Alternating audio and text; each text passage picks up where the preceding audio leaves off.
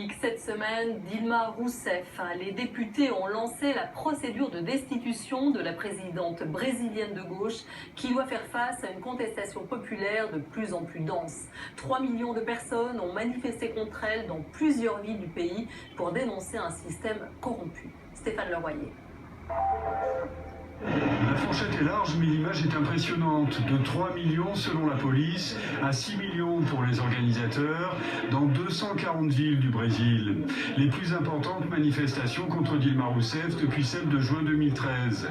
À Sao Paulo, la capitale économique, plus d'1,5 million de personnes ont défilé au cri de Dilma dégage. Le problème le plus grave de notre pays, la corruption. Et voici la démonstration que la population n'en peut plus. Nous manifestons ici en faveur des enquêtes, des jugements et des condamnations. Nous croyons que justice doit être faite, personne n'est au-dessus de la loi.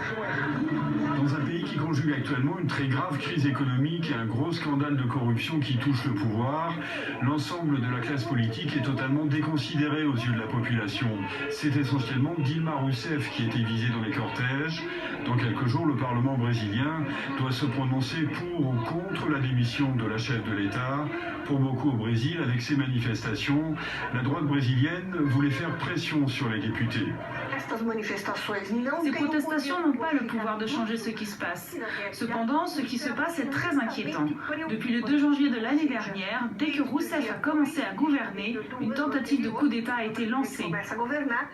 Seul un événement pourrait en effet sérieusement compliquer la donne pour la présidente brésilienne. Que son principal allié, le PMDB, claque la porte du gouvernement. Réuni en congrès, le parti centriste s'est donné 30 jours pour réfléchir à cette éventualité.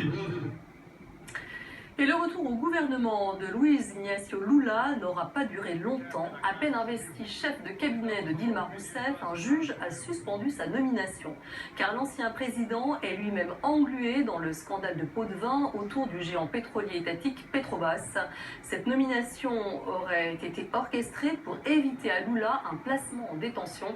C'est en tout cas ce que semblait indiquer l'enregistrement d'une conversation téléphonique entre Dilma Rousseff et son prédécesseur. Le Canada veut retrouver sa place dans le concert des nations et part à la reconquête de l'ONU.